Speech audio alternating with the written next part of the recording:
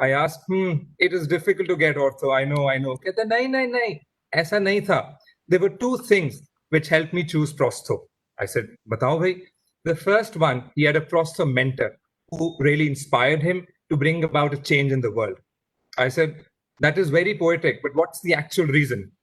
And then he let me a little secret. He said, prostho is the only branch where you work on 2 teeth and you charge for 3 teeth. Prostho is the only branch where heavier the cantilever, heavier is your pocket.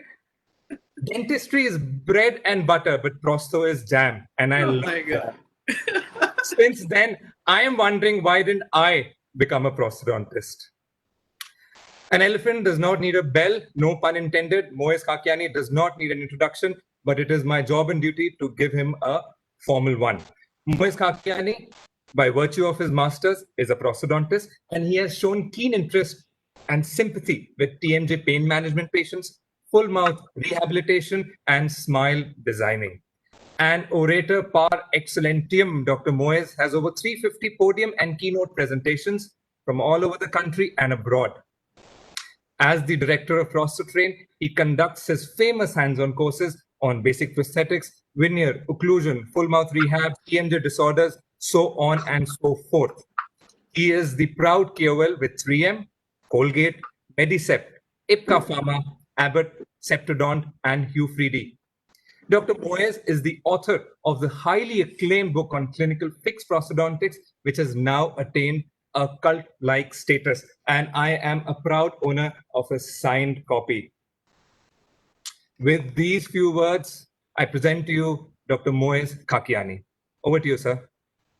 A very good morning to everyone in India, and afternoon, evening in different parts of the world. Thank you so very much, Ankur Bhai, for that lovely introduction. I don't think anyone else could have done or said it the way you did. I mean, absolutely fantastic. Thank you so very much. Very quickly to begin with, I would like to share with you guys first, friends, that when Rajiv sir gave me a call saying, Moez, humne ye aisa webinar karna hai, I want you to speak on crowns, and I would want you to tie up with a colleague of yours who would speak on dentures. The first thought that came to my mind is Amit has to be that one. And so we've done lectures in the past together, and it is my proud privilege to once again share stage with Dr. Amit Sadhwani. And then when he asked me, hey, who would you like as your moderator? And believe me, I wanted that this be a memorable event in every sense possible. And Dr. Ankur Agarwal, although an orthodontist, not a prosthodontist per se, but he was my first choice because there's no one that can replace him. Very quickly, just asking you guys, are you all able to see my screen? Am I sharing my screen correctly? Yes? Okay. So let me tell you first a little about Ankur. Now that he's introduced me, I think it is in complete right that I give back in a very good sense. So when we were discussing as to how do we make this event more lively, it was just last night that the great man Ankur sends this picture. And I'm thinking myself, I mean, how more of a genuine individual can one be? Thank you so very much, Ankur Bhai. When I zoomed in, of course, barring a lot of other reasons for which the world is jealous of him, of all that he is, what caught my attention is I could actually read his handwriting. So commendable on that front, Ankur. And just to share with you guys that if you want to follow Ankur, this is how he looks from the backside. On a lighter note, this was when I was at what I call the Green Park Stadium. It's too big to qualify as a clinic in my head. So this was in 2017 when they invited me over to their center, a fantastic one. And what more can you ask for from your hosts when you have a banner prepared for you and not 50 employees working, but the host himself tying a knot, making sure that everything is to the T as we kickstart an event together. The journey, Ankur Bhai, has been fantastic. I look forward to more times to come. Thank you for being such a wonderful host for being a moderator, and for being the father of Kabir Agarwal. All right. So, friends, here we go. Today, I shall be talking to you about the crown part of crown and bridge et al. But before I jump into the actual presentation, let us first understand the fact that the real world as we know it in shape is actually round. But when you talk about the prosthetic world, the anatomy of the shape is a little different. It's a triangle. Remember, when you're talking about a triangle, you have three sides. Okay, so the patient and the dentist, that's us as clinicians, find ourselves at the base of this triangle because the apex, in my head, the most important position is actually taken by the dental technician. Because remember, all prosthetic work is indirect in nature. It's not like a composite filling that I go in and directly do it in the patient's mouth. I am dependent on a third person. So what happens here is you have a patient who walks into your practice, you prepare teeth or you make an impression for a denture, you send it to the technician. The technician's responsibility is to interpret what you have done and send work back to you so that you can then place it back into the patient's mouth, which means it's a three-way interaction. Unfortunately, if the slightest bit of work goes wrong, and if something does not go as we have planned, we know there is a problem. Unfortunately, we often find ourselves blaming the technician. How often do we do? Teri galti, teri galti, teri galti, teri galti. You even remember the last time you called your technician to tell your technician, wow, my friend, you've done a fantastic job. It rarely happens. The only time we call our technicians is, परेशान हो गया यार मैं तुम लोगों से, हर काम में प्रॉब्लम आ रही है. I think it's time to change my laboratory technician. This is an unfortunate scenario that we often see in our country. Now remember, when you cross boundaries and you go into the Western world, the technician is more like a family member. As my dad loves to say it, beta tali do haath se bachti hai. Instead of just blaming the technician for everything, let's do a small little survey of looking into ourselves and understanding, is there something that I as a clinician can do to improve the possible end result? On the same front, friends, let me help you understand. The loss in all of this is not just the patient who has to live with a bad looking prosthesis, a bad fitting prosthesis, but also the dentist, because this patient is going to keep coming back to us for repeat work. And remember, if our work is not good, and if you're not happy with the technician, we're not going to send work back to the technician.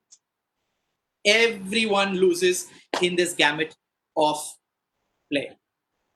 Remember, crown and bridge dentistry is never about just blaming someone, but it's all about understanding things that we can improve upon to bring a desirable change in our practice. So let's step into the actual understanding of steps in crown bridge fabrication. It's not like single visit endodontics. One appointment, you cannot finish it all.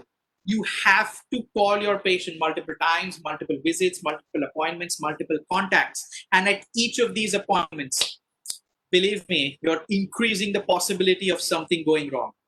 But at the same time, you're also increasing the possibility that you may get the desired end result. Friends, because I only have about a 45-minute time schedule to speak with you guys about a topic that's so very wide, I'm going to address three most important topics.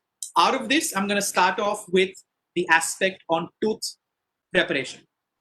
I'm going to basically focus on anterior aesthetics, and I'm going to talk about metal-free anterior restorations. Just created a small little illusion here where you can see the underlying prepared tooths from the final prosthesis. Now remember, if you want the final prosthesis to look good, it's the foundation that needs to be good. The tallest of skyscrapers, when we see such fantastic architecture, it survives not years and decades, but generations together. It's not just about the construction we see, but it's also about the foundation that they lay, which is the anchor. And that's where your tooth preparation, which is what stands inside your prosthesis, matters. All right, so let us dwell a little into anterior tooth preparation protocols for metal-free restorations. Very quickly, just throwing a picture at you with some numbers. Now remember, these numbers are ideal numbers. It's not like मैं आके तुम्हारा गला पकड़ूंगा, ये तुमने बराबर नहीं किया, 2 millimeter reduce नहीं किया. Let's try to do the best we can as clinicians because every scenario is different. If everything was ideal, we would not have patients. As simple as that. But we do. So let us understand that when you're doing tooth preparation for an anterior, at least in my head, this is how I'm visualizing. I am thinking of every tooth as having 5 different surfaces. You have the labial margin, you have the labial face reduction, you have the incisal reduction, you have your palatal clearance, you have your palatal finish line. So when you're talking about the labial preparation, at the margin, you need between a 0.8 to a 1 millimeter of preparation, which for margin thickness should be between 0.8 to a 1.0. Now, why do I need so much reduction? I need it so that my technician has adequate amount of material to create a perfect finish so that there is no overhang. No overhang means no plaque accumulation, which means no secondary leakage. On the labial face, I need a tad bit more reduction. I'm talking between a 1.2 going up to a 1.5. Why so? Because I want my technician to have adequate room to create the desired aesthetics. Now remember, we want lifelike restorations. And if you want your central incisor to match the adjacent, which is often one of the most difficult aesthetic challenges in dentistry, we have to give our technician adequate room to play with. Now the big question arises, मुझे कैसे पता चलेगा मैंने reduce adequately किया है या नहीं किया है? Over a period of time, you understand this through experience. But remember, when you're starting this off, it helps to work with what are called as pre-treatment putty indices. These are your guides. These guides tell you towards the cervical, have you created adequate amount of clearance? Towards the middle, have you done the necessary amount of reduction? Yes or no. If you haven't reduced enough, go ahead and reduce more. If you've over-reduced, make sure you don't repeat the same mistake in your next patient. A small suggestion here. When you are starting off with your preparations, especially for anteriors where you want to be more conservative, don't use the green or the blue ring burrs. These will prepare faster. It may take you a little more time if you prepare with a red ring burr, which is a finishing burr, but you will make sure you don't land up over preparing the tooth structure because it's not going to shape the tooth down extensively. So just a clinical tip for those who are starting off. Of course, if you're already well versed with preparation protocols, let's quickly dwell into understanding of what margin architectures are all about. My friends, when you talk about metal-free restorations, you are supposed to create what is called as a deep chamfer margin. Now, this is ideally done with a DC burr. This is a design that I have come up with. We call it the DC, that's the deep chamfer. If you're talking about ISO, you have these in the form of TR. TR standing for your taper round. Now, this is the round aspect of the tip of the burr that matters. All right. Now, the key to using this DC or TR burr is to make sure you sink the burr only half its depth into the tooth. Something like this. All right. As you see in the picture, you can see that I'm holding the burr in plane 1 and sinking the burr only half depth. So half of the burr is inside the tooth, half the burr is actually jutting beyond the tooth structure. What does this do? This gives me a margin that looks like this. Let me just enlarge that margin. Let's go back to our textbooks. Rosenstiel, Schillenberg, Tillman. We all recognize from there, this is a deep chamfer margin. So when you sink a TR burr, half depth, it automatically gives you a deep chamfer. You don't have to work extra to create a specific margin. Just highlighting in yellow here. What kind of a margin is that? As we all know it, this is a shoulder preparation. That's how a shoulder preparation is different from a deep chamfer. Where do I use a shoulder, friends? I will use a shoulder preparation margin if I have to do a PFM, where I have a metal structure layered with porcelain. I need more preparation room because it's a multi-layered restoration. When I'm talking about a metal-free, this could be a porcelain fused to zirconia. This could be monolithic zirconia. This could be monolithic Emax. I would want to create a deep chamfer preparation. That's more than enough. Please do not create shoulder preparations for metal-free. You are over reducing the tooth structure. All right, now why do we insist on only half depth? Because if you go more than half depth, as you can see here, just enlarging it, it creates what is called as a lip of enamel. Look at this model, look at this cast, look at those margins. These margins are overhanging margins. These are lipping of enamel. This is called as a reverse J-hook preparation. Kab hota hai ye? Deep chamfer burr sinked in more than half depth. Full depth has been put in, you will create a lip. Now, often what happens with the lip is that small little margin, this portion right here, tends to chip off. Remember, it's made of stone, right? It can chip off in the laboratory. It chips off. The technician doesn't realize it's chipped off. So the technician goes and creates your peripheral margin around where it looks on the cast. Now, what happens when you put this into the patient's mouth? That small lip of enamel, my friends, is not going to allow you to seat the prosthesis down to the margin. You will feel barabar gaya hai. But then when you ask the patient to bite, it feels high. And then we start reducing the occlusal or the incisal aspect. That's not the case. The problem is not with the crown being high. The problem is the prosthesis has not gone into the prepared margin correctly. And this is because there was a small lip of unsupported enamel. So be careful, sink your burr half depth, and this problem goes away completely. Now remember, this is one aspect. Knowing your tip diameters is extremely important because it is a fantastic guide to understand whether you have done adequate amount of reduction or not. And for the same, friends, at MIK Dental, I have designed a specific kit, which is an advanced burr kit that you can use for all kinds of crown and bridge preparations. Anteriors, posteriors, PFMs, zirconias, EMAX, even for porcelain laminates and veneers. Now, what is different about this kit as compared to other burrs or kits that are available in the market? The base, friends, has been specifically coded for you. So if you're doing PFM preparation, you use the first 4 burrs. If you're doing a metal-free preparation, you use the adjacent 2. I want all of you all to look here at the base. It reads MS 1.0. That's the coding for this burr. MS stands for modified shoulder. So if you're doing a PFM preparation, you use the MS burr. 1.0 stands for the diameter of the burr at the tip, which means if you sink the burr full depth, it's going to give you a 1 millimeter diameter. If you sink it half depth, it's going to give you a 0.5 millimeter preparation margin. So just look at the burr with the help of your magnifying loops, and you should be able to quantify the amount of preparation with complete predictability in an objective manner, not subjective. Okay. Now, what I'm a big believer, friends, is you may prepare your tooth with a blue ring, but it's important that you always finish your preparation with a red ring burr. A red ring burr makes the entire preparation relatively smooth so that you can make a good quality impression and your technician can give you a margin that flushes. This decreases the possibility of micro leakage and, of course, of sensitivity and secondary caries. So make sure you always finish your preparations with the red ring burr. Similarly, you have the DC 1.0, you have the DC 1.2F.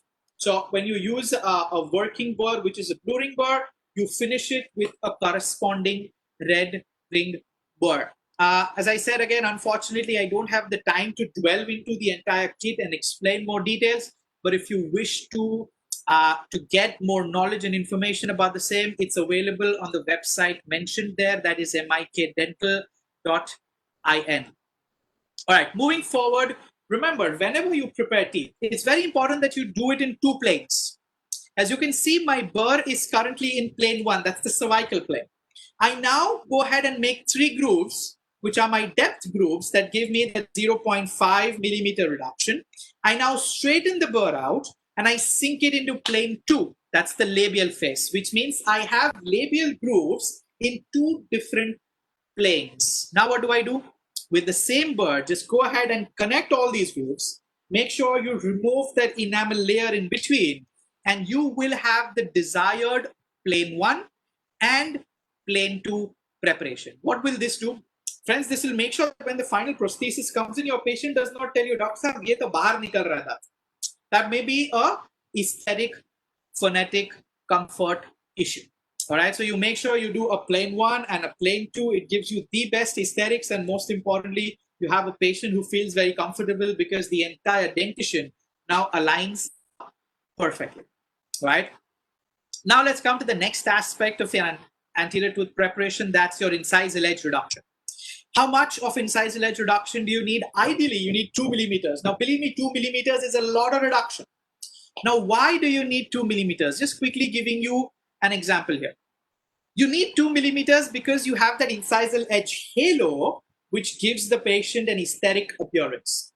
All right, so you have a youthful patient if you have the desired amount of 2 millimeter reduction, because now your technician can create that biomimetic effect, giving your patient and you a result that is most desirable and something that creates trust and faith. And you have those patients now referring more and more patients to you. So that 2 millimeter reduction is more from an aesthetic perspective. Also, what it provides is adequate clearance for the technician to work the desired guidance. All right, that's your 2 millimeter incisal edge reduction, friends. Okay, how do you quantify your palatal reduction? Now, for the palatal surface, friends, you need between 0.5 to 0.8 of a millimeter. And it's always difficult to quantify this because we're using a football-shaped burr, okay? It does not have a uniform diameter. So we have to quantify this often on the basis of the clearance that we see. कई बार हम बोलते हैं ना patient को चबाओ हम आंख ऐसे देखते हैं बराबर है क्या? It's a subjective way of gauging, and we often say we as clinicians are myopic of our own preparations, which means हमें हमारी preparations में adequate clearance दिखता है, दूसरों की preparation में हमेशा हमें under clearance दिखता है, which is very human of us. Okay, so let's put the subjectivity out and let's start using what are called as prep gauges, which are silicone gauges that help you quantify the amount of reduction.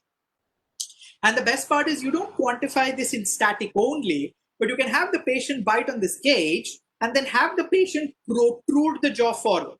As the patient does that, you know with the feeler gauge concept, which is when you try to give it a slight tuck, whether there is adequate clearance or not. So if you're able to pull the gauge through, you know, Baba, adequate reduction done. Fantastic. But if you feel resistance, you need to reduce further, else your patient may tell you when the crown comes in, Doctor Sahab, ye high lag raha hai, and all you do is start trimming and polishing. That may be unnecessary reduction, which may weaken the prosthesis. Okay, so prep gauges are a fantastic way of quantifying it. What I want all of you all to see here is this paint that has been used. This is called as RT Spot. It's available from the company Bausch. These are to be painted on and they transfer onto the antagonist surface, which means when the patient kind of bites through, on your prepared tooth, you will see a red spot. That red spot is like your articulating paper mark. It's telling you this surface is high. You need to go ahead and selectively shave this surface down. Once again, what are you doing? You're just adding predictability to your work. Your technician should not give you a call and tell you, Doctor Saab, clearance kam lag raha hai. मैं क्या करूं? And that's where your answer is, तुम बना लो, मैं adjust कर लांगा. You are creating or inviting new problems for your patient. Let's be gentle. Let's be caring. We are in a extremely noble profession. Let's try to be as genuine as we possibly can. The best part about these gauges, friends, is these are autoclavable. So buy them once and keep using them over and over again. Okay, these again are available on the same website, that is MIK Dental. All right, now very important, friends, is when you complete all your preparations, okay, you're through, try to see with a mouth mirror right onto the incisal edge. You should see all 360 degrees of your preparation. What does this tell you? This tells you you have not created an undercut in your preparation. Also, it's important that your incisal edge follows the rest of the incisal edges, which means you're around the arch, you are not beyond, which means you've done adequate amount of plane 2 preparation, you have adequate amount of lingual fossa concavity preparation as well. You prepare well and be rest for sure that your technician will be able to give you better looking and better fitting prosthesis. Right now, unfortunately, I do not have time to go into the depths of all kinds of preparations. But if you wish to know more about these, friends, please go ahead and purchase Clinical Fixed Prosthodontics Starter Volume. This is a basic book of crown and bridge preparation that I have had the privilege of authoring. It is over a 300-page book with more than 1,000 images. So it's like an atlas that shows you all kinds of preparations, impressions, cementation, everything that you need to know about crown and bridge dentistry. As a matter of fact, a lot of images that you have seen and you will see further in the presentation actually come from this very book. So latch on and get the set. All right. Moving forward, friends, it's not just about crown preparation, but what you also want to make sure you send your technician is a good quality impression. Because remember, everything is indirect, and this is your mode of communication with the laboratory technician. Remember, technicians never see patients, they only see models. And I love to say this, technicians are actually beauticians. Because no matter what kind of a preparation you give them, जब final cast हाथ में आता है ना, you look at that cast and you think to yourself, वाह क्या काम करता हूं यार मैं, मार्जिन्स देखो मेरे कितने प्यारे लग रहे हैं, ओनली टू रियलाइज ये मार्जिन तो टेक्नीशियन ने खुद बनाई हुई, उससे तो पता भी नहीं हमने मार्जिन कहां दिया. And then we land up with this struggle wondering, यार ये सारे टेक्नीशियंस इतना गंदा काम क्यों भेजते हैं. Having said that, friends, impression is the best mode of communication. Okay. Now, if you want to make good quality impressions, there are three aspects to it, and I'm going to quickly dwell into all three. First is tissue retraction and hemostasis. Second is your impression material and the technique that you use to register the impression. And last but not the least, of course, is the choice of impression tray. Let's look at the first one. Why should I do retraction? All right, let me just zoom into this image. You will understand why, sir. Look at that beautiful margin created there. If I can see that margin so clearly, my technician can see that margin so clearly, be rest for sure what he fabricates will fit not just the cast, but also the patient's mouth. The more clarity in communication, the better is the result, be it in dentistry or be it in life. Communication matters, right? For years, friends, for years, for decades, we have all been struggling, if I may use the word, with retraction cords. A lot of us have given up on retraction cords, right? For the simple reason that retraction cords have a learning curve to them. It is time consuming when I have to do retraction for multiple teeth together. More so, it can be discomforting and uncomfortable to the patient. And last but not the least, if I am struggling with tissue retraction and I try to push that cord through, I might land up rupturing the epithelium, causing gingival recession.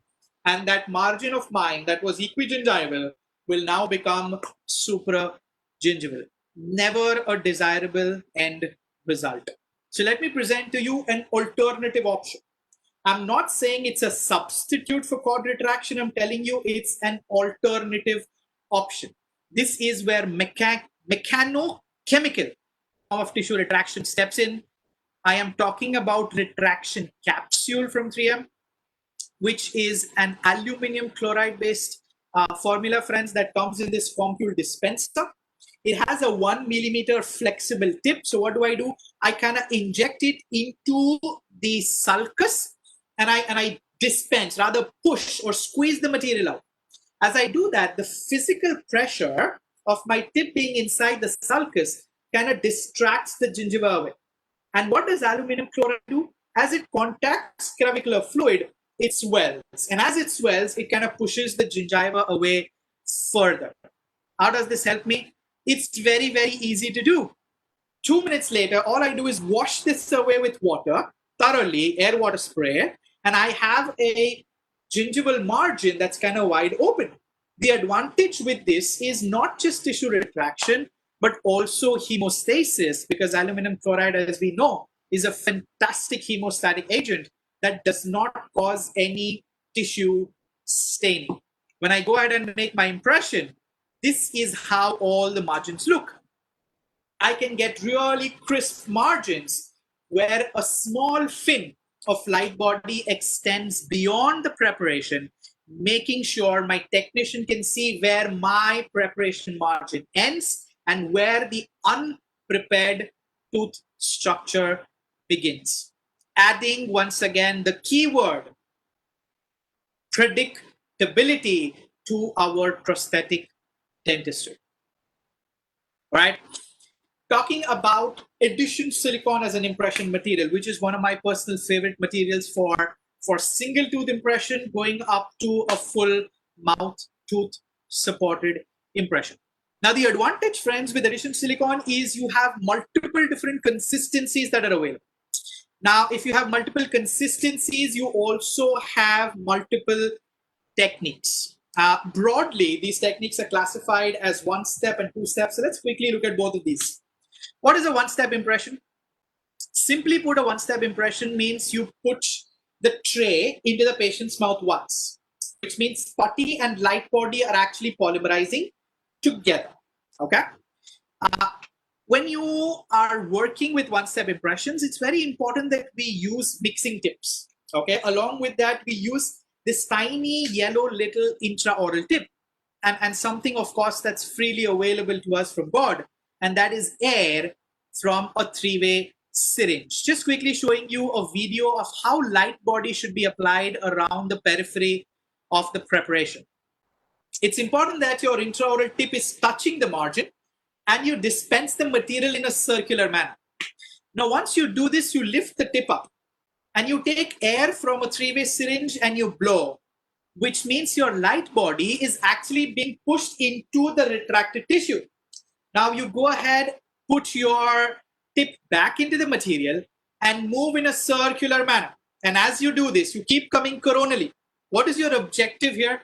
Your objective is to drown that entire tooth in light body. Puri ki puri tarah light body mein usko duba dena hai. If you do this, there is no need to put light body on the putty. Putting light body on the putty is a waste. It's just मैंने बहुत सारा light body use किया, वो दिल की तसल्ली के लिए होता है, बाकी कुछ नहीं करता. You're wasting light body.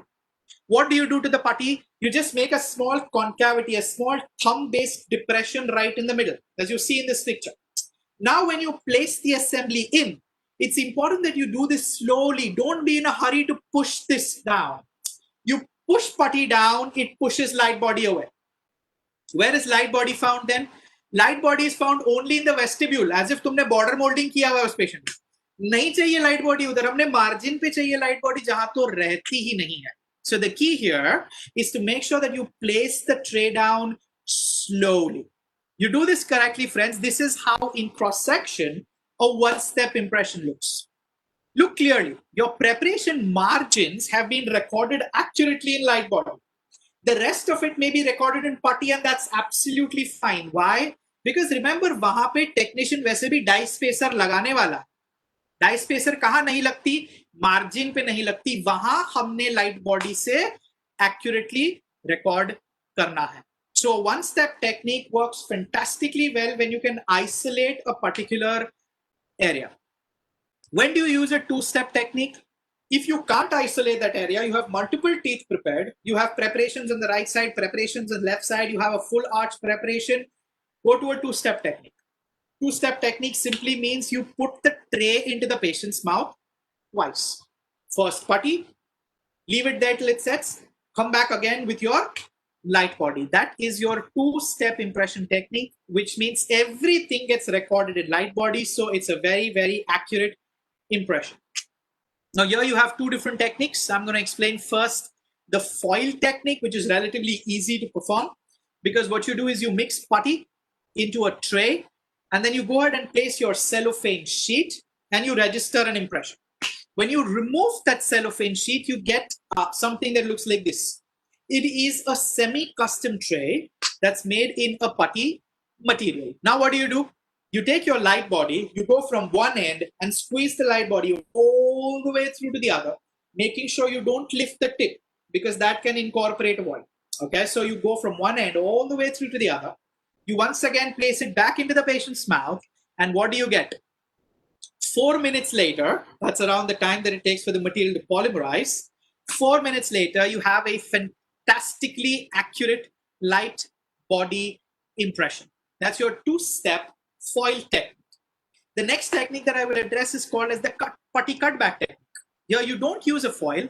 You just go ahead and use a putty and make an impression of all the prepared teeth. And then you use what is called as a putty knife or a putty cutter. This is available from the company Colteam. It has one edge that is cutting, and it has this beautiful J-hook shape that kind of works fantastically well. So what do you do first with this? You go ahead and cut certain areas out. What areas are these? You cut all your soft tissue undercuts, and you cut through interdental papilla, which means all soft tissue structures are cut out because these can prevent the tray from being seated the second time round.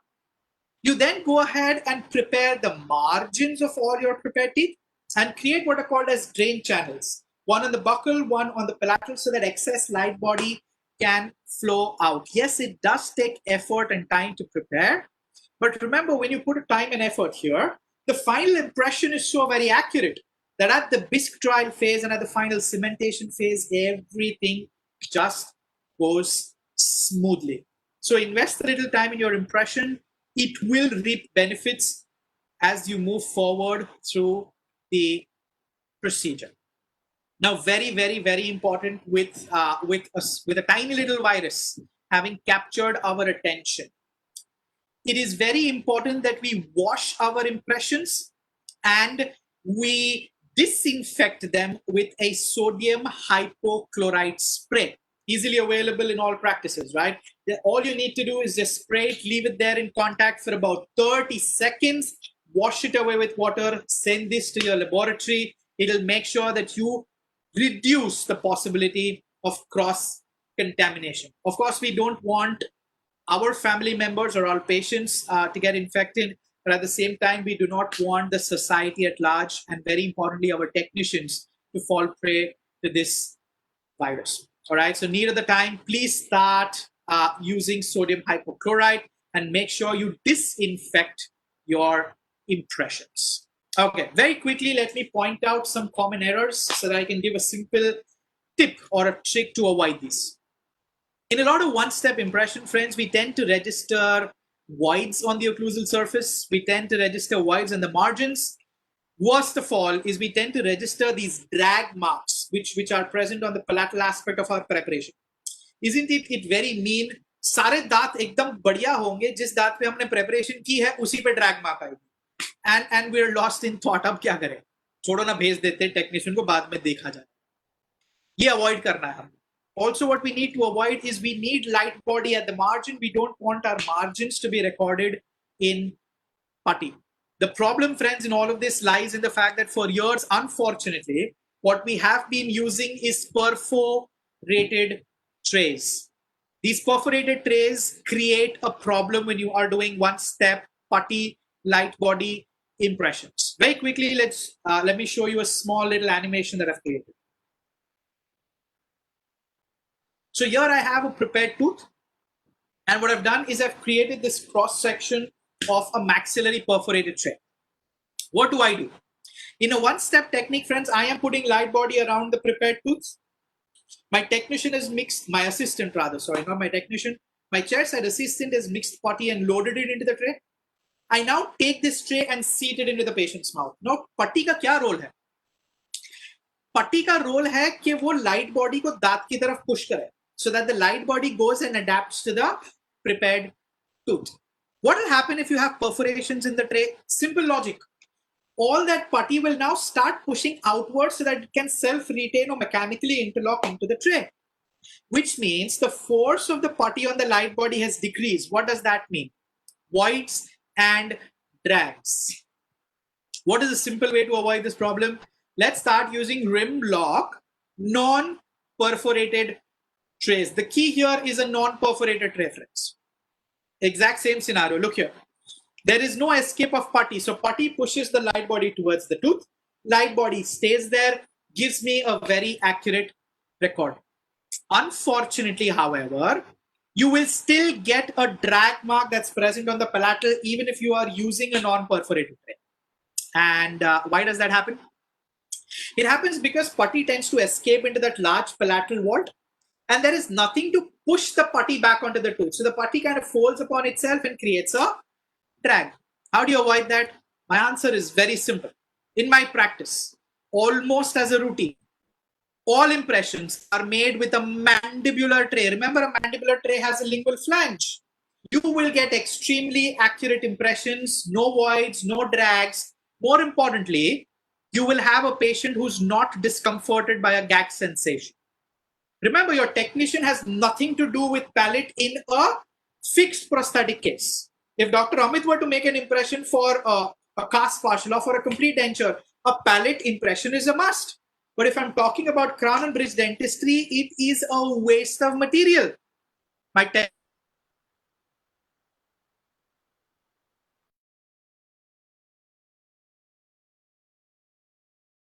more in form of a gag, and more importantly, why should I create more nuisance for my technician? Start using mandibular trays for your maxillary impressions. You will love the look of your final impression.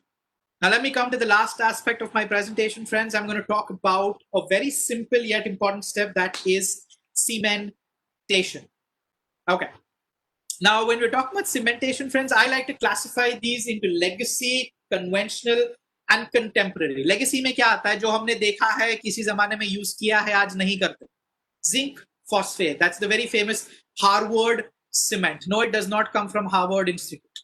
But we used to feel हम Harvard का material use कर रहे हैं. On a lighter note, that. Okay, conventional is where you have your powder liquid GIC. We've all been using it for years. It's good, but it has its set of drawbacks, which is why today what I love to use is an RMGIC. That's your resin modified glass ionomer cement that comes in a clicker dispenser, paste formulation, reduced sensitivity. Very importantly, no issues with mixing. Very, very important here, friends. It does not tend to dissolve as easily as GIC, which means if you light cure the margins, your patient will not have micro leakage as easily, and it's a very thin film. So I love to use this even for my implant prosthesis. Other options that come under the contemporary cements are your dual cure resin cements, which are either, of course, as I said, in a dual cure form, or you also have the light cure cements. Very quickly, let me help you understand all these contemporary cements in clinical cases. So if I have to cement a PFM or a porcelain fused to zirconia, yes, even zirconia crowns can be cemented with RMGIC. As a matter of fact, they would be my preferred choice. Unfortunately, लोग क्या सोचते हैं, zirconia महंगा है तो cement भी महंगा चाहिए, उसके लिए मैं resin use करूँ. That is not the case. Often with a resin cement, you may have decementations. That's for a different day. But remember, if you use your GIC or RMGIC, your porcelain fused to zirconia or porcelain fused to metal crowns will stay for a longer period of time. What's the advantage with a Reliax luting 2 from 3M, which is an RMGIC? When all the excess that flows out after I place my prosthesis, I can go ahead and tack cure this excess for about 5 seconds. 5 second के लिए light on करो, light of कर दो. Advantage क्या है? जितना भी access cement निकला है, all of this has become semi hard. I can now take my explorer or my probe, or what I love to use is a sickle scaler, and just remove that entire chunk in one piece.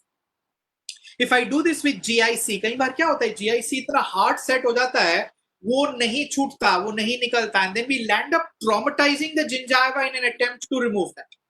RMGIC, on the other hand, improves my work because it allows me to light cure the excess, remove it in one piece.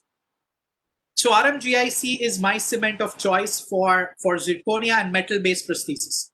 If I am using a glassy material, that's my Emax, I would want to use a dual cure resin cement if this is done for posterior. As you can see, this is a case where I'm doing 2 partial bonded restorations for endodontically treated 6 and 7. The excess material that comes out is to be light cured only for 1 second. Remember, RMGIC has 10% resin, so you light cure it for 5 seconds.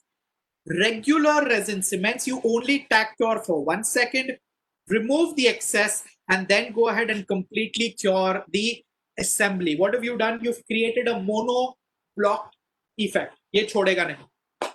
Okay, Ambuja का cement. Okay. If you're doing this for anteriors, which means you're doing this for porcelain laminates or veneers, stay away from dual cure cements. Rather use light cure resin cements. Like what you see here, this is a Reliax veneer cement that is available from 3M. Whenever you use resin cements, friends, थोड़ी मेहनत करनी पड़ती है. Emax is a brilliant material, but it is, I love to say, female in nature. उसको थोड़ा पटाना पड़ता है, थोड़ी मेहनत करनी पड़ती है. You have to etch and use a silane coupling agent on the porcelain. You have to etch and use a bonding agent on the tooth. But if you do this diligently, and if you do this properly, following the correct protocol, the end results are not some where you are concerned कि निकल गया तो मैं क्या करूंगा, ये patient वापस आएगा तो क्या करूंगा. Those fears are completely eliminated once you bond your restorations in place. So do this with ethics, do this with integrity. What is integrity, friends? Integrity is nothing but doing the right thing at a time when no one is watching. This is not Facebook dentistry. This is real day-to-day dentistry. Remember, your patients are going to function with the teeth that you give them for the rest of their lives. You want them to remember you fondly so that we can live a happy, fruitful life. Yes, I completely acknowledge, friends, today dentistry has come to a standstill. But remember, as I love to say, this is not the end of dentistry. This is merely a bend in our path. Because as true as we are to the human race, we know one thing, and that is to fight back. It is to survive. It is to stand up, and it is to go back to work. And when we do that, integrity is going to play a major role in establishing ourselves as clinicians of the future generation. Lastly, friends, as I close this part of my presentation, I take utmost pride in presenting to you a baby that soon will see the face of earth in the hands of a lot of practitioners. My friends, this is Clinical Fixed Prosthodontics, the master volume. Earlier, friends, I mentioned to you about the starter volume, which is all about crown and bridge dentistry. The master volume is all about advanced prosthetics. If you are someone who's an experienced clinician and wants to take dentistry to the next level, but are not in a position to travel and undertake courses, this is the time. You sit back and read Clinical Fixed Prosthodontics Master Volume, because for the first time, friends, on public demand, I have scripted sections on full mouth reconstruction. This is an absolute epic of a book. It's more than 500 pages, and I take pride in revealing the first copy. This is the author copy. This I have received from the publisher. My friends, 25 chapters with more than 2,500 illustrations. It is an absolute mammoth of a book, and it has details of everything that I know in a very simple, systematic manner. And something that I take utmost pride in, and this is for you, Ankur Bhai, once again. This is from a time where I conducted my first course at Green Park Dental. This is the book that Ankur just flaunted in front of you, the personalized copy. And I had the privilege of taking a quick lecture for a few friends of Ankur who were present at that time. And Ankur gave me a small little gift, and a gift that I treasure so much that I have made it a part of my book. This is Ankur, page 202 of the book. I'm sure you remember this tiny little piece that now finds place, not just in my memory banks, but as a part of my page. Thank you so very much, Ankur, for that lovely gesture. I have spoken ample about Ankur. It also is important that I speak about Dr. Amit, who's the next speaker, and a small picture that I wish to share with you. Amit, I don't intend on embarrassing you with this, but it's a picture that I know we took thinking someday we will share it with the world. 17th of May 2019. We all talk about the fact that laptops are meant to be used on the lap. We as dentists sometimes find it difficult to do that. We have a new invention. It's the belly top, my friends. The belly top. I a small picture from my practice where Amit had come over and we were discussing on how do we conduct our program that we titled Removable Prosthetics, that's on complete dentures and cast partial. None other, my friends, than Amit Sadhwani to do justice to this wonderful topic. With these friends, I would like to thank the Indian Dental Association, Dr. Rajiv Chugh, and everyone on the panel for giving me this wonderful opportunity. I hope these 45 minutes that I shared with you will help improve the quality of your practice and improve the quality of your lives. Stay safe, friends. I now give the mic back to my dear friend, Dr. Agarwal. Thank you, Dr. Moez. That was very insightful and very inspiring. You were at your brilliant best, but I don't expect any less from you, and we thank you. As you catch your breath there, I will swiftly move on to our next batsman, who is eagerly waiting in the dugout, all padded up. I am sure, Dr. Amit Sadhwani, you're going to hit this one out of the park. Before I move on, a quick note to all my friends and colleagues who are watching this webinar live. If you have any questions for Moez or Amit, please key them in at the Facebook live page on the chat there. Righto. It was love at first sight between Moez and Amit. Don't get me wrong, it was a love for prosthodontics. Thank God for that. They met for the first time under the moonlit stars for their chai pe charcha or coffee pe kashmakash when they exchanged notes on prosthodontics. And the rest, they say, is history. The dynamic duo now conducts courses together all over the country, including one at our place a few months back.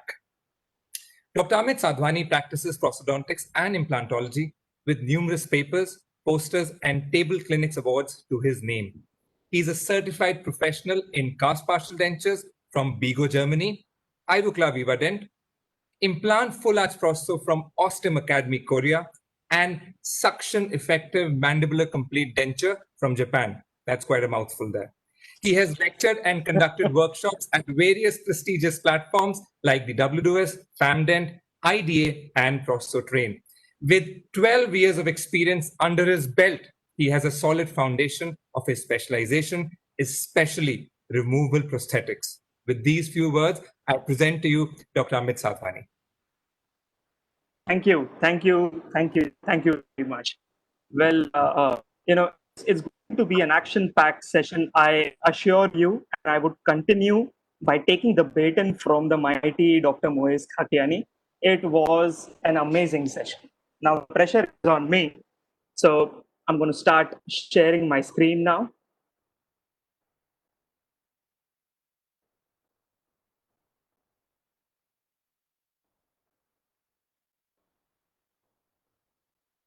Okay. Is my screen visible? And am I audible to every one of you all? Thank you, guys.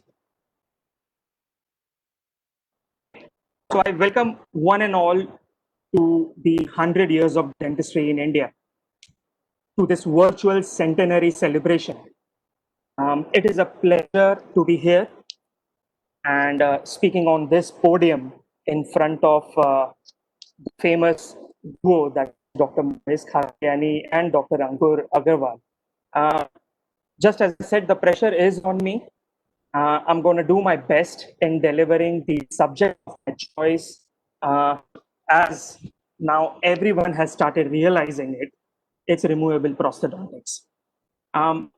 It's amazing to have people from all over the country unifying together in progress, just as the motto says, the 100 years of dentistry in India and 100 years of RN.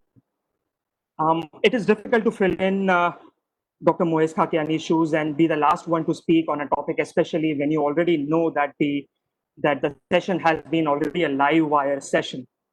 But I assure you, it is going to be a spectacle.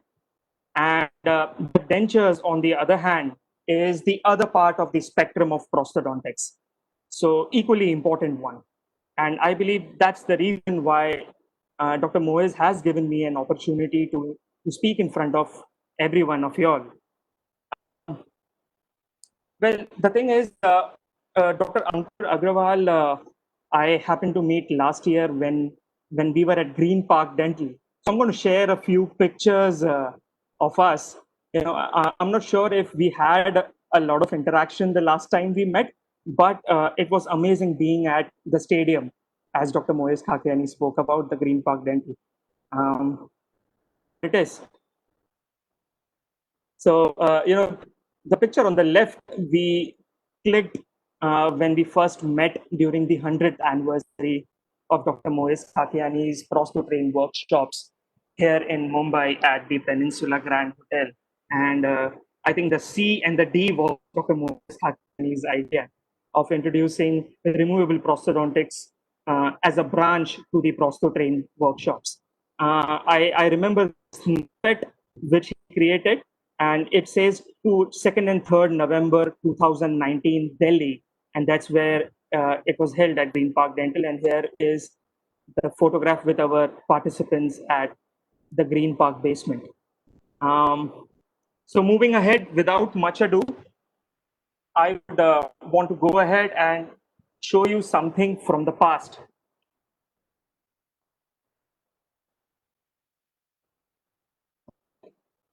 There was a time when, unfortunately, President George Washington had to seek for complete denture treatment very early in life. Now, he was 30 years old, just 30. And not once, but at least 4 to 5 times.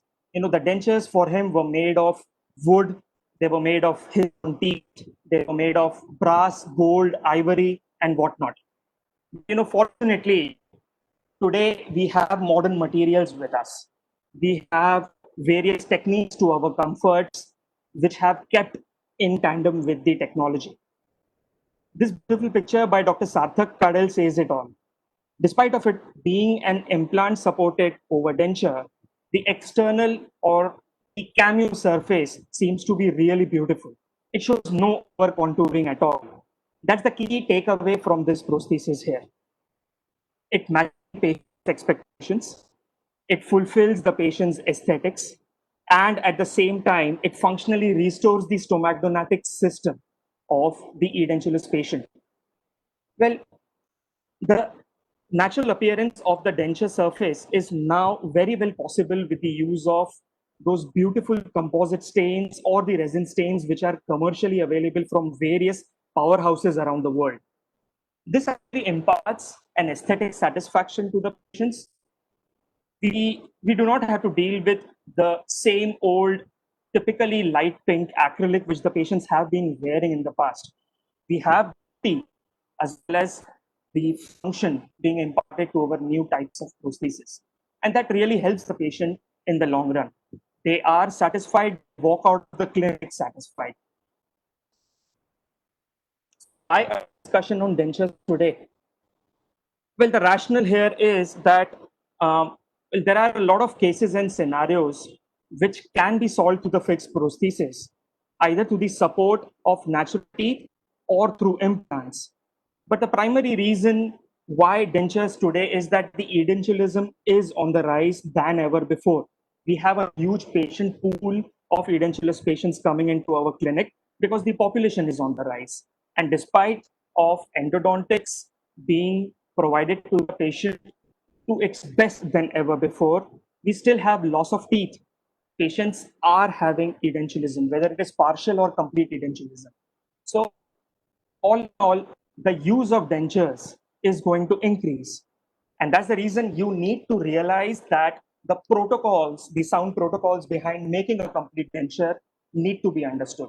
It needs to be a part of our curriculum all over again. The reason is contraindications to implant therapy would remain. This is going to continue because there are going to be n number of medical reasons. There is going to be smoking, which is going to contradict the patient from being an implant placed in his or her mouth. All right. And so, why don't we understand this fact time and again that the dentures are going to be a sound basis for a well constructed full arch implant therapy? And that's the reason dentures today. Look at this denture. This denture has got teeth being placed in a neutral zone. or the ideal zone in which the mandibular anteriors and posteriors need to be placed. If you carefully see, there is tongue on one side and there is buccal musculature on the other. The teeth need to be in harmony between these two power muscles. So that's why once we see the denture from the outside, or the cameo surface as we call it, it needs to have a proper arrangement, for which we need to learn a lot of concepts which were unknown to us while we were educated during our BDS days. Also, if you carefully see, the denture is being merged with the surrounding tissue without any abruption. It's merging pretty well, despite of the fact that this denture is having two implants with ball and socket attachments underneath. The external contour does not change. You don't need to change the external contour because you have already placed implants in it. If you have locators as your attachments beneath the denture, or if you have a complex framework connecting four implants and having a denture on top of it, the principles of complete denture prosthodontics should not change. The idealism in complete denture prosthodontics should not change. This will go ahead with the natural teeth. Yes, my dear friends, an overdenture being supported on a natural tooth also needs to have a similar type of contour, a similar type of teeth arrangement. And if you see in this particular case, we have a bar supported overdenture retaining nylon clips. That's the header bar with nylon clips and denture on top of it. Okay. I'm going to move from the conventional wisdom to the modern approach. That is what we're going to discuss. Dr. Moez had a different way of explaining fixed prosthodontics by enlisting various steps in fixed prosthodontics, specifically crown and bridge dentistry.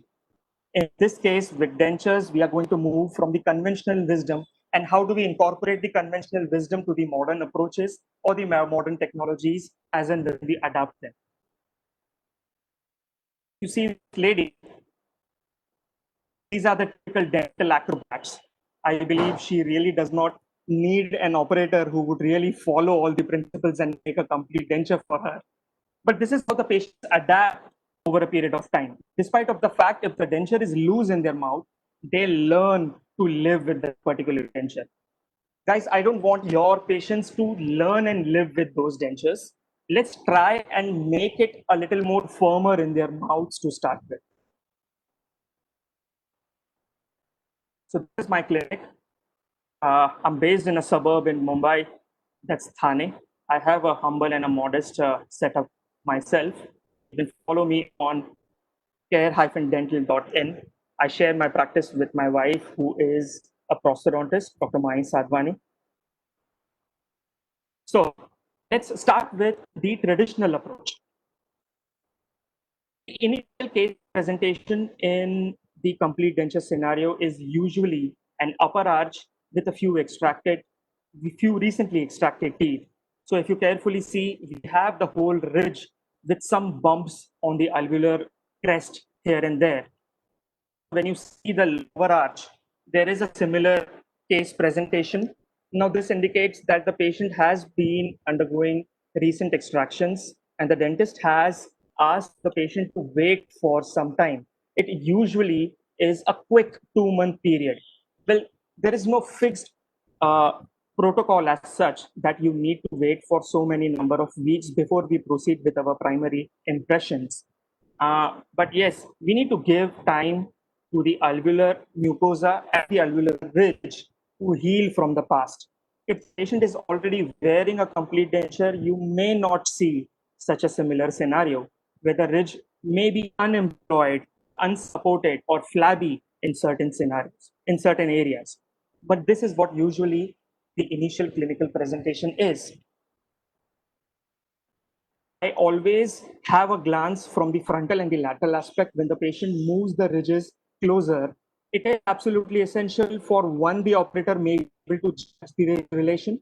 Also, if the patient is really skeletally prognathic, or is it just a pseudo relation which the patient has developed over the years of edentialism? Now, this parameter is really important to judge and find out during the first appointment. Also, you will be able to see the adjacent or the supporting mucosa all over. besides the alveolar ridges. We start with the maxillary primary impression in a conventional denture and mandibular primary impression. It usually is made with the medium fusing impression compound, that's the cake impression compound, which we usually call it. There are various companies, there is Vident, there is DPI, and all those companies, my dear friends, are proudly made in India. We fabricate custom trays on top of them. Once the custom trays are made, we actually, if you see the custom trays carefully, we actually impart some amount of spacer for the final impression material, whether it is light body or it is zinc oxide eugenol to fit in. You need some amount of clearance for these materials. And conventional zinc oxide eugenol impression paste material looks like. So if you see, the final impression can be made with either of these materials. My dear friends, zinc oxide eugenol is still one of the most preferred materials in certain parts of our country and the world, because light body, unfortunately, does not give you an absolute amount of suction, despite of the fact that you have a great border molding under your belt. So zinc oxide eugenol has that, provided that the impression has been poured quickly within a span of time. That's usually a few hours after the impression has been made. We go on with the definitive casts. Well, who says this conventional method with the stone casts is a flawed method? No, a well-made stone cast with even land areas are still preferred by prominent labs across the world. It is not only helping us to preserve the borders of the final impression, the patient, the borders which have been molded by the patient, but it also helps us identify the various landmarks of the edentulous foundation, and in turn helps us to make the rims with right specifications. So if you see, it's a cascade of events which is associated with a sound foundation, and a sound foundation can only be achieved with a properly poured stone model for the upper and the lower arches in a complete denture scenario. And how the trine looks like. And this is the final denture. Well, lately I have been appealing to the labs not to go ahead and do excessive carving on their external surface, on the external surfaces of the denture, because what it does is it harbors a lot of plaque and stains, and it makes it difficult for the patient to clean those set of dentures every morning. So you can have some subtle carving on the external surface of the dentures so that it looks aesthetic and is functional at the same time. So let's see where we go wrong at times with complete dentures. Well, we do not focus on the foundation. You need to focus on the foundation right from the start. Your primary impression and your final impression needs to be a replica of each other. Of course, the primary impression is nothing but an over-contoured or an overextended final impression. That is one major difference between a primary and a final impression. But more or less, if you see the final impression, the buccal area has been properly molded, and a notch which is seen typically at the distobuccal region is not being recorded in the primary impression, which is a more coarser type of material, which is a more bulk type of material. But all in all, both these impressions should look similar to each other. Impressions, as I say, have to be made by the dentist and not the patient. It is us who have to direct the impression to the patient and ask the patients to make those movements if and when required. The patients do not need to move their tongue. The patients do not need to move their cheeks, lips all the time. There are only certain areas we'll just come across those movements which are required typically for the lower impression in the further slides to come. Well, primary impression can be made with an impression compound. Do not forget to mark the PPS. It's going to be a little difficult for me to explain you to locate the PPS. As rightly said by Dr. Ankur Agarwal yesterday, he rightly pointed out why PPS is one of the most important things in complete denture. Also, the primary impressions can be made through alginate. I believe alginate is slowly replacing the impression compound for the primary impressions. There are various consistencies with alginate which are now available. I'm going to show it to you in a few slides to come. There is a combination of which I recently came across, typically important for those ridges which are completely resolved, where you are unable to find any details in the lower arch, and most of the anatomical landmarks have become blunt over a period of time of denture usage already. You make the impression compound, scrape that impression compound from the intaglio surface, and make some room for alginate. That's how we reline the alginate over the impression compound. Okay, mind you, you need to make this alginate mix a little more thinner as compared to the other instances, whereby alginate needs to evenly flow, and you need to make sure that a thicker alginate does not really over contour the impression compound impression which you have already made. Moving ahead, final impression. I prefer making the impression for the distobuccal segment first. It sometimes includes the retromolar pad, or sometimes I keep the retromolar pad area for the end. And then I move ahead towards the buccal as well as the label areas. After that, we move ahead with the lingual areas. I first start with the retromylohyoid areas. Now, just a recap. The lingual sulcus is divided into three main regions. The anterior alveolingual sulcus, which is called as the pre-mylohyoid area, the middle alveolingual sulcus or the mylohyoid area, and the posterior alveolingual sulcus or the retromylohyoid area or the retromylohyoid fossa. Now, this is just running back to the basics of our anatomical landmarks. Move with retromylohyoid area and then towards the mylohyoid area. Now, the major difference. These two areas are the ones which will be recorded once the patient slowly keeps on swallowing his or her own saliva.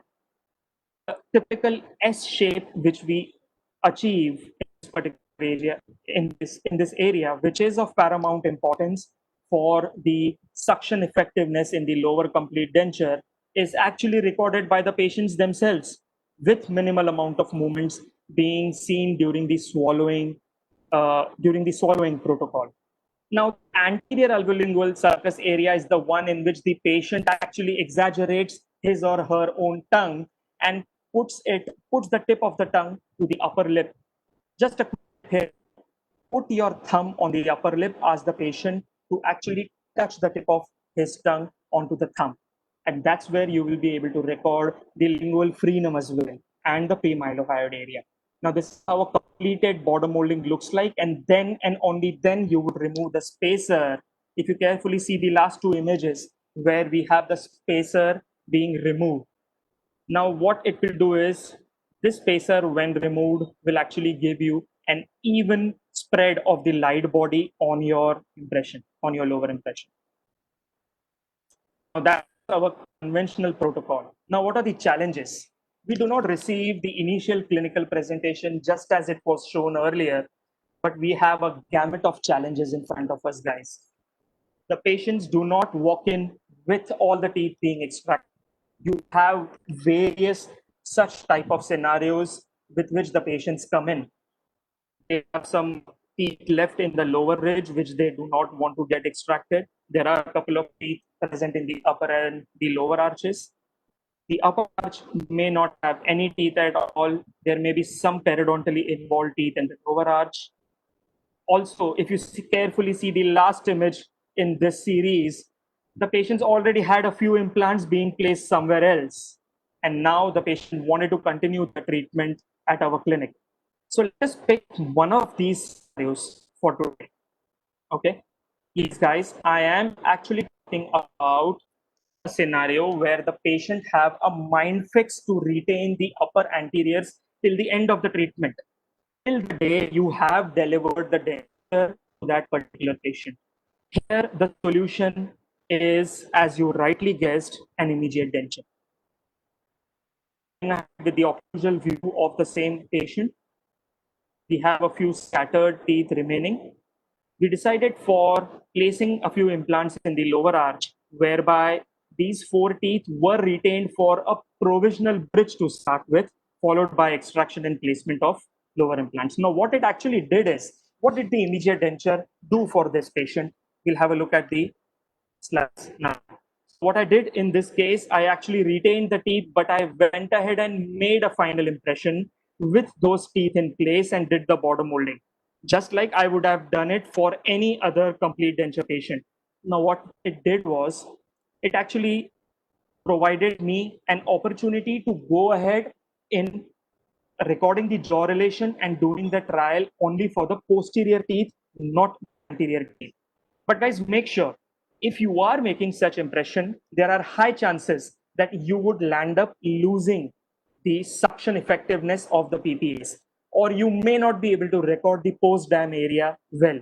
So it is of paramount importance for you to actually scrape that area on the cast if it hasn't been recorded well, or record the PPS in the impression itself through various ways and means. We fixed the lower provisionals for her, just as I discussed, and then move ahead with the posterior trine. Now, before posterior trine, there are a few things which you need to really communicate with the technicians. The technicians may not be aware that you're going to provide an immediate denture to this particular patient. There may be a few teeth which are going to be preserved till the end. So all the technician needs to do is, once you are done with your posterior trine, he or she needs to cut it off from the cast and then go ahead and process the denture. You need to mark the facial midline very well in such cases. Why? It's because you tend to lose the facial midline in immediate dentures very often. Mark the interpupillary lines so that the plane of occlusion aesthetically and functionally is preserved. So that you don't achieve a cant in the end. Mark the high lip line, mark the gingival line, mark X on those teeth which have to be extracted, mark O on those teeth which are to be preserved. Now, in this case, none of the teeth were preserved, so I went ahead with the posterior trine. All right, no opportunity for anterior trine, guys. We cannot do an anterior trine for immediate dentures. And then we went ahead and did the extractions. On the day of extractions, we delivered her the immediate upper denture. The extractions are a little complicated. If you have those sockets which are huge, which you are unable to give a closure to with your sutures, go ahead and line it with some soft liner so it actually acts as a bandage or a dressing for those extracted sites. All right, and I usually use the GC soft liner to line my upper or lower denture in case of immediate dentures. How the final result look like. If you fully see, I have been closely able to match the patient's midline. All right, it's because it was marked on the model. All right, and it was communicated to the technician. So the modern alternatives we have for impressions. We have one of the basic protocols or the principles which was explained to us by Carl O. Boucher, that is preservation of alveolar ridges. So what you actually do with this is, you use two different consistencies of alginate. One of the consistencies is the tray material alginate, and one of the consistencies is the syringeable alginate. Guys, unfortunately, Ivoclar Riverdent has stopped producing the Accudent XD, and Accudent XD is not available anymore. If you carefully see, the blue material here is the tray material, and which is then lined by the orange syringe material. All right, but yes, we do have an alternative. There is one from Cavex, that's the CA37 tray material with a Cavex cream syringe material. So all you do is, your assistant goes ahead and mixes the tray material. You mix the syringe material, injected inside the patient's mouth, and then the tray material is overlaid on the syringe material. What it does is, it actually gives you these beautiful registrations of rugae, the mid-palatine raphe, the incisive papilla, well registered on your impression. Okay, these are the trays which we have been using recently. Now, these are the ones from Delta. If anybody wants information, I can connect you with the producer and the dealer for such trays in India. And yes, guys, these are made in India trays. It's a proud moment. There are loads of people coming up with excellent, completely edentulous denture trays used for alginate as well as impression compounds. Okay. Now, what is the peculiarity here? Carefully see, I have a mesenteric cut on the distobuccal segment of this particular tray. Now, this mesenteric cut would actually give some room for your strong masseter muscle to get registered. We have something called as a mentalis knob. In most of those edentulous patients with highly resorbed lower ridges, you don't have any distinction between the mentalis muscle and the ridge. So this mentalis knob, what it does is it actually registers that area so that you're able to delineate between the ridge and the surrounding musculature. If you carefully see the images on the right, the tray is contoured such that there is a raise near the retromolar pad region. Now, almost always, most of our primary impressions or the final impressions do not have sufficient record or detail for the retromolar pad area. Guys, that's the basic retentive area for the lower denture. If you do not have your retromolar pad registered on the lower arch, how would you be able to get the suction effectiveness, right? So that's very crucial to record. Okay.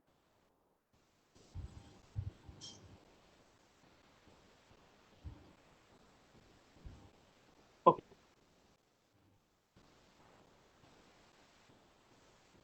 All right. Yeah. Let's go ahead. Well, the inclusion of the retromolar pad has been taught us all over the world by one and only Master Jiro Abe. Now, he's the one who is the mastermind behind the SEMCD protocol, which Dr. Ankur was speaking about. Now, SEMCD protocol is nothing but suction effective mandibular complete denture. What it does is it relieves the retromolar pad completely. As you all know, there is a debate. The retromolar pad area has been classified by some as the relief area and by some as the primary retentive area for the lower arch. So in this case, we utilize the best of both the worlds. We relieve it and at the same time derive utmost amount of retention from the retromolar area. Well, that's something for another day to be discussed. So what you actually do is there are modern FCB trays, that is frame cutback trays, available by a company, a Japanese company called Morita. I'm sure we can make it available for every one of you all here in India. We have certain links. I have certain links with people in Japan who can actually deliver it to us. And what it does is it relieves the retromolar pad area completely. And that's how a well-recorded primary impression, mind you guys, is achieved, which would have a good amount of suction to start with. So the first step itself gives you a good amount of suction to start with. You do not keep all these things for your second or your third step. You just hold it in the first step, that is the primary impression, and then you proceed. Okay, ahead. This is as one-step border molding. Another innovation which we have seen in the recent times, whereby adhesion silicone is used, a softer variety of adhesion silicone is used to mold all of the borders at once, including the PPS. And the material which I and Dr. Moez Khakiani have been using recently is the data seal function. In fact, he introduced me to this type of material. It's by a company called as Premier. I believe it's an Italian company which produces wonderful soft silicones, adhesion silicones, which can be used for registering the upper and the lower arches, the final impression for the upper and lower arches. And then this is followed by a wash impression. The one-step border molding with the wash impression.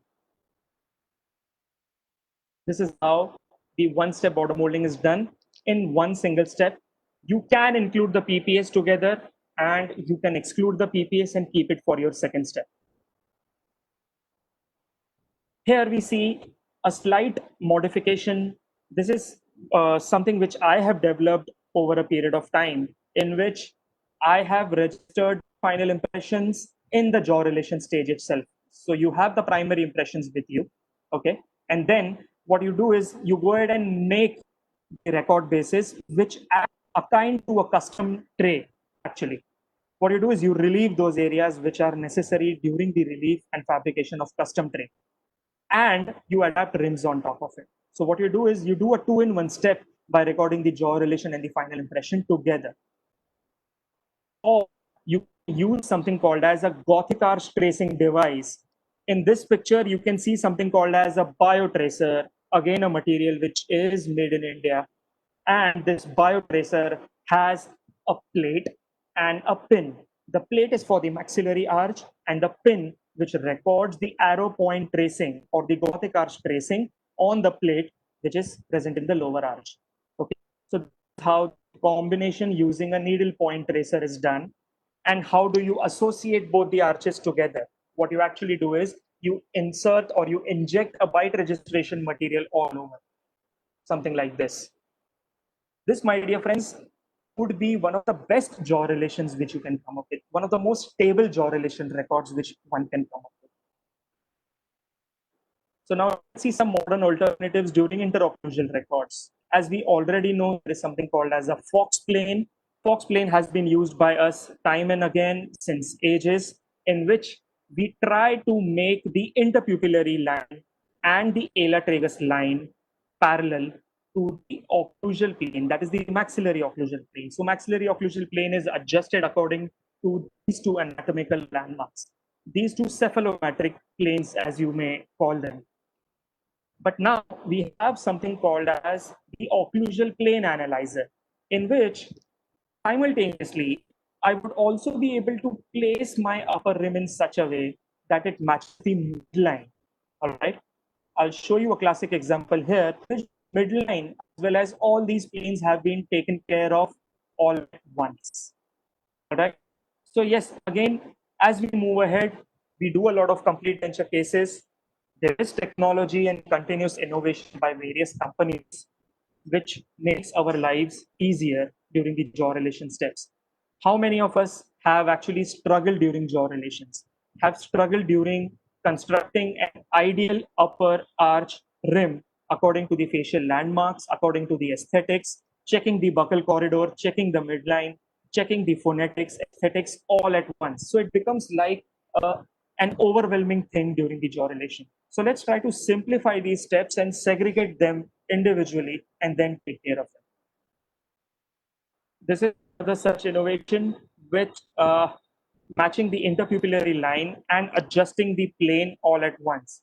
A lot of people will have a different upper lip length. All right. So how do you go ahead and adjust that? What you do is you have a detachable device and a pin which can adjust the height of the interpupillary line with the rim. All right. The relation of both of these is maintained as such. So now, what are the alternatives, newer alternatives to denture teeth?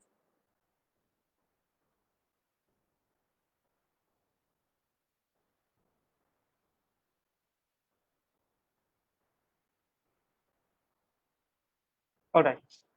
There's one such company which I have come across is called as Shortlander. And is available in India. There is Brident. Now, with Shortlander, it's about highly layered resin and a more stronger type of resin which can give lifelike appearance to the denture base, and the overall appearance of the patient can be improved. Okay. Novine, it is one of the best things which has come up. We have already available shell teeth which can accommodate those telescopic attachments if they are a part of your treatment plan in case of overdentures with telescopes, or it can also be adapted to those frameworks which are full arch implant frameworks, which are fixed full arch implant frameworks, and then the teeth are nothing but small shells which are adapted onto the anterior as well as the posterior segments, so that more amount of resin can actually back them up and make the acrylic as well as the dent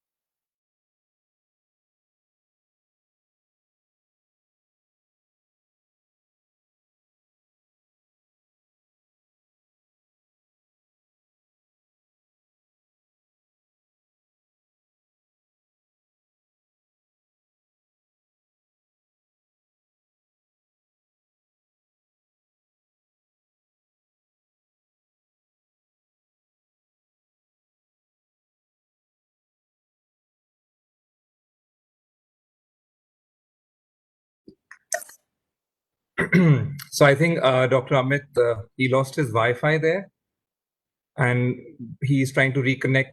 Amit ji, Yeah. we lost you there. Am I? Yeah. We missed you. Oh, okay.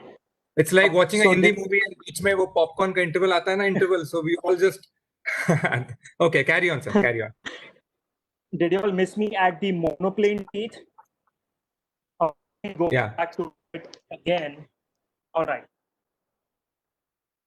So monoplane teeth.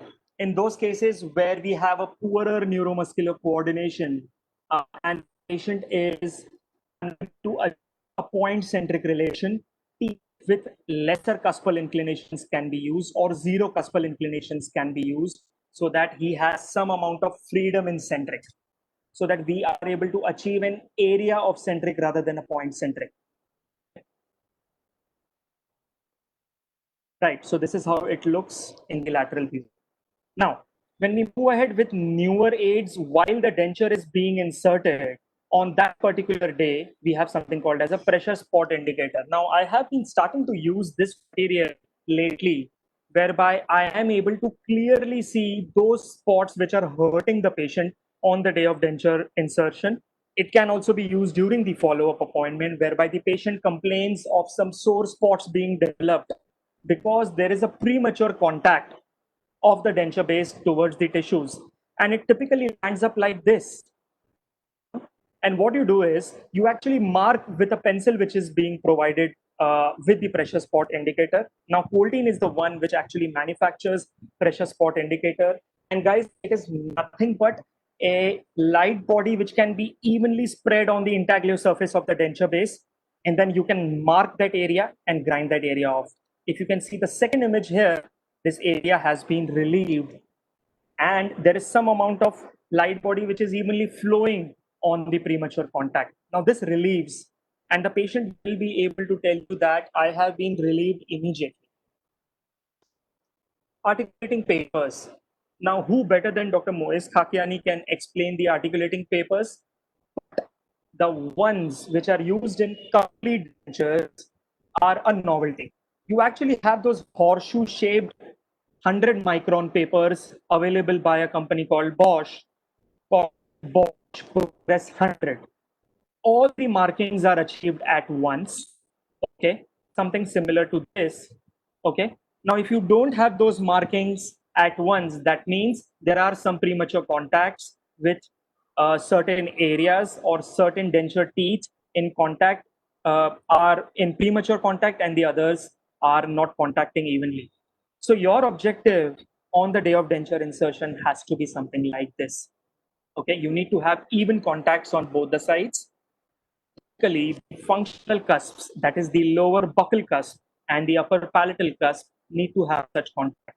Imagine an old denture, guys. Okay, you know, how would you describe the even contacts all over? Imagine an old denture, something similar to this, a denture which has aged, since a long time, and the acrylic, it has this dampening effect. What it does is it accommodates itself over a period of time. So if you carefully see, if I go ahead and use my articulating paper over an old denture, it will have a uniform marking all over. So that is what your aim needs to be in the first appointment itself on the day of denture insertion. That was about the various materials which we use at different stages.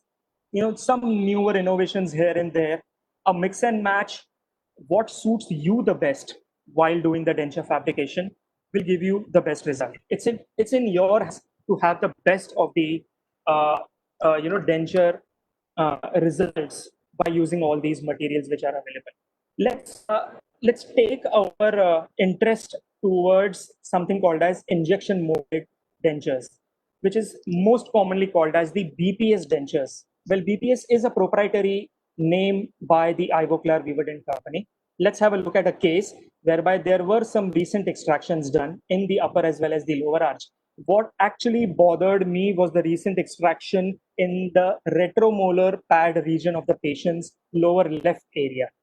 Okay, so now with these recent extractions, my my aim was to deliver something which is most comfortable to the patient. So in order to provide comfort, I need a denture base which is good quality, which has the least amount of shrinkage, and at the same time, I am having a jaw relation which is very accurate in nature, so that the patient does not have any discomfort the denture is being delivered. Okay. Now, the primary impressions with Ivoclar alginate as well as the syringe material. Okay. Also, during the primary impressions, what we do is we record something called as the tentative centric. Now, there is a centric recorder by a company called Delta, which actually orients the upper and the lower jaws in a tentative centric relation or a tentative jaw relation in the first appointment itself. You do take into consideration the VDR and the VDO. Okay. And then you go ahead and uh, okay, and then you go ahead and mount the upper and the lower casts. In this case, we have the lower cast which has been mounted first, followed by the upper cast by using the tentative centric. So you do the other way around. You go ahead and block out the undercuts, apply some spacer just to relieve the incisive papilla, the mid-palatine raphe, the rugae, and then you go ahead and make those combination record bases which we just spoke about. Remember, the custom tray as well as the record base all together. All right. So this is nothing but biotracer, and these gray horseshoe bands are nothing but spacers for the biotracer. This is how the final assembly looks like. This is what we discussed just a few slides back, with the plate being in the upper arch and the pin being in the lower arch, ready for something called as Gothic arch tracing. Not yet. First, we go ahead and check on the articulator whether we have not raised the tentative vertical dimension which we had achieved in the first appointment. Okay. We also check the anterior as well as the posterior maxillary occlusal plane according to the landmarks. Make those adjustments, correct them if we do not achieve it or if we have not achieved it yet. Go ahead and make the one-step border molding and wash impression. All right, for the upper arch, then for the lower arch. All right. And this is how the Gothic arch tracing looks like. Well, in this case, we could achieve a point-centric relation if you carefully see, after a lot of trial and error, right? So this may take some time for some patients, but the others may be able to achieve that record absolutely promptly without wasting any time.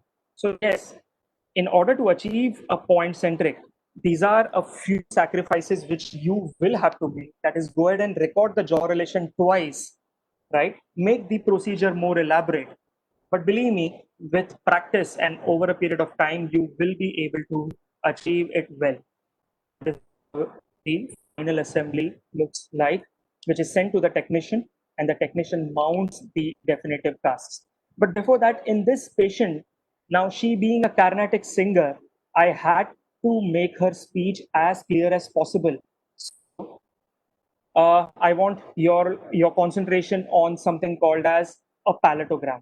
What you can do is you can put some GC tissue conditioner, which is normally used as a soft liner, onto the cameo surface of the palatal area of the upper denture, and ask the patient to make all those pronounce all those syllables, the consonants, the vowels, right? Like T, like D, typically those in which the tip of the tongue will touch the palate.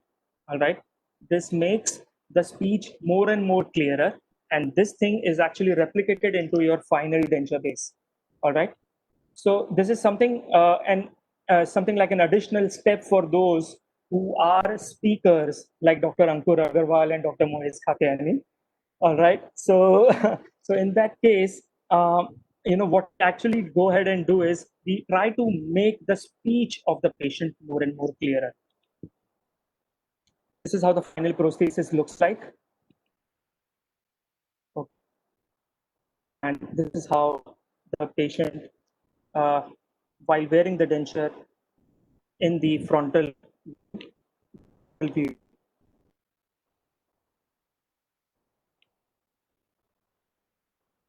Okay. And This is how the external appearance of the patient looks like. This is in protrusive balance. This brings to something called as a balanced occlusion. Now, balanced occlusion is nothing but simultaneous contact of upper and lower teeth in all the relations. That is protrusive relation, left lateral balance, that is when the patient moves the mandible to the left, that is on the working side.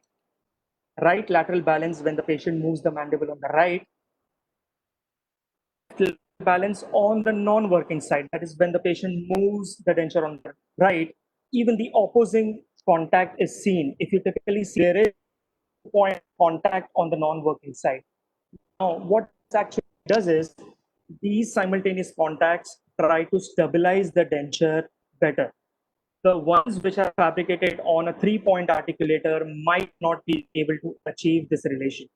But the ones which are in which the articulator is programmed, or if you use something like a Stratos 100 or a 200 articulator, you will be able to achieve simultaneous contacts all over in this particular situation in case of a BPS denture, for example.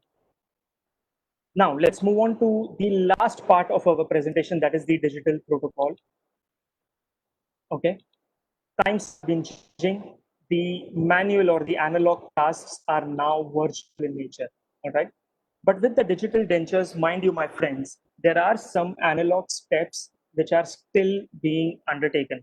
The first few steps, that is the primary impression, the final impression, and to a certain extent, recording the upper and the lower arches into a definitive interocclusal record, are analog in nature. All right. There have been claims that the full arch edentulous impression has been made through an intraoral scanner, but believe me, these are still in its nascent stages or development stages. How the similar relation can be scanned with an intraoral scanner.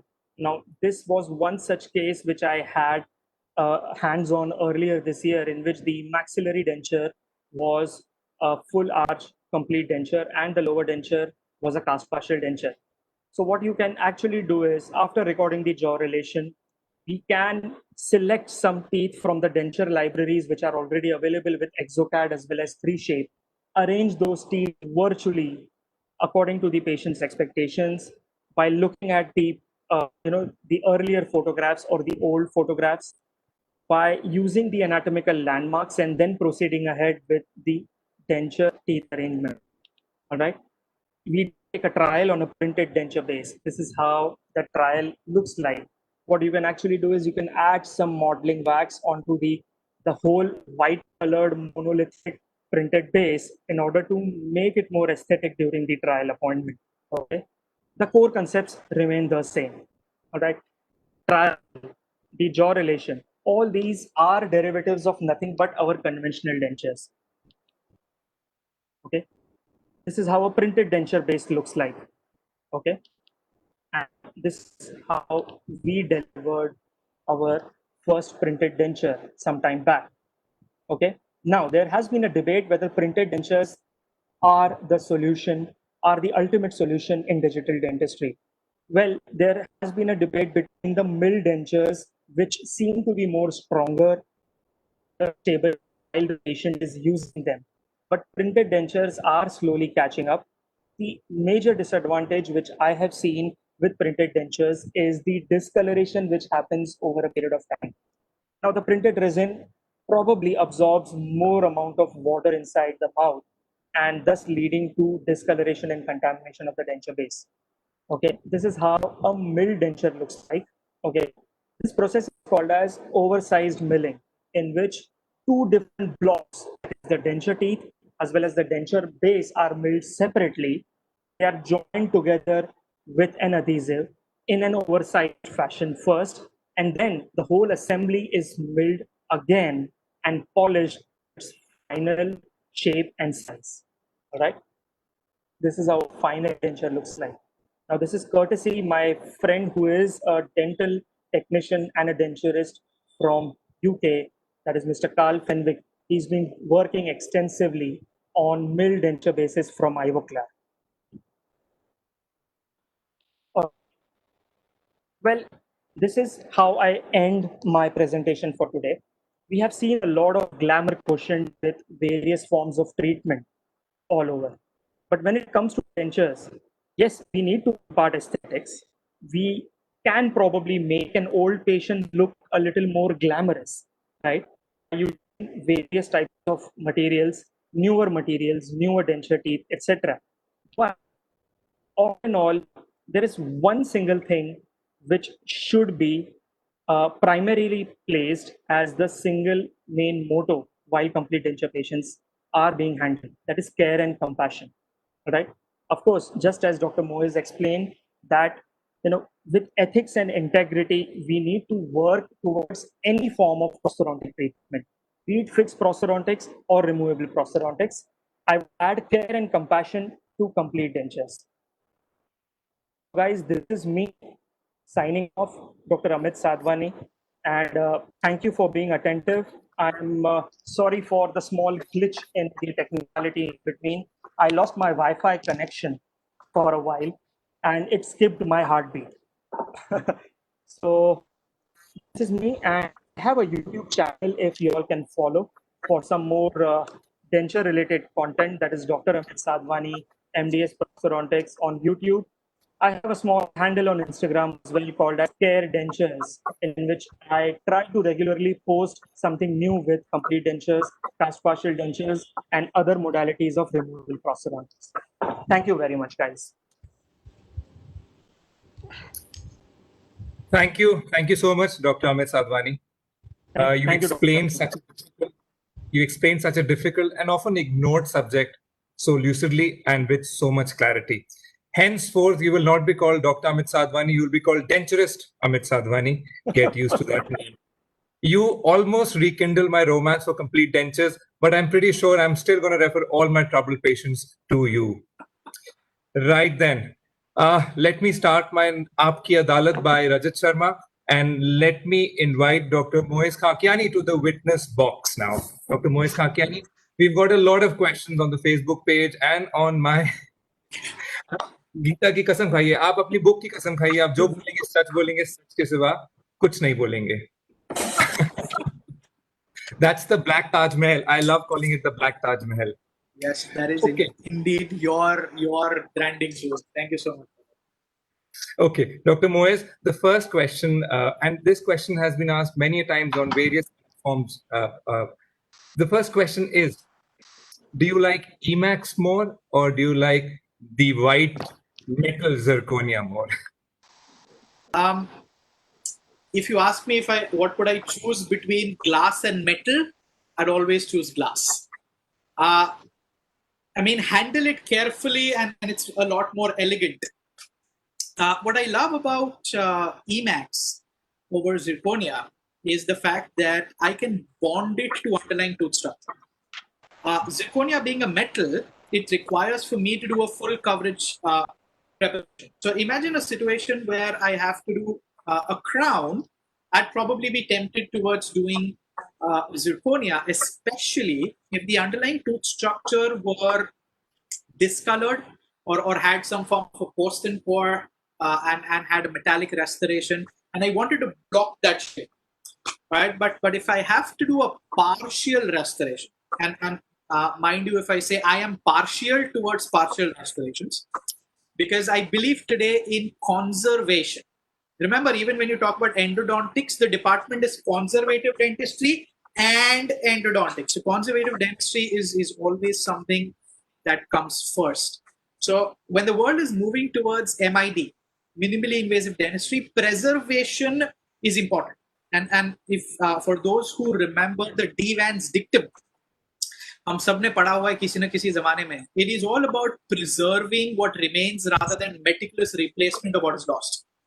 Emax allows me to preserve enamel and bond to it, giving me the opportunity of plan B dentistry, which means अगर हमने partial bonded restoration किया है Emax के साथ, if something goes wrong with it, I always have the option of falling back to a full coverage crown, be it in Emax or be it in zirconia. So if I want dentistry in my mouth, I want it to be glassy. I always love to say glassy is classy.